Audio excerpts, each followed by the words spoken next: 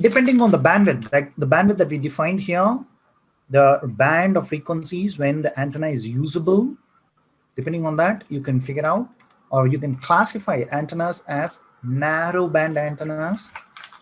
Different types you can classify them as. One is the narrow band antenna, where this is what you're going to be seeing in your, maybe your wireless router, maybe you'll be seeing in GPS receiver, or maybe your Wi-Fi or Bluetooth, or even in your RFIDs, for example.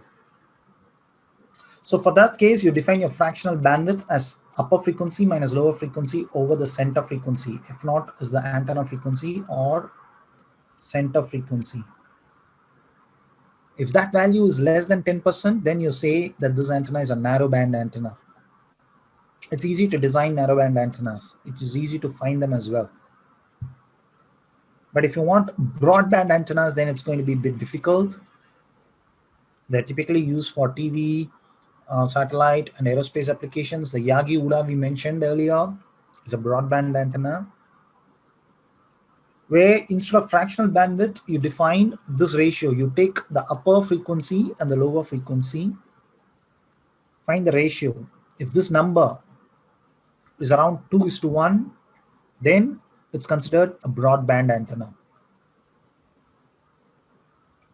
So example here, you see a helix.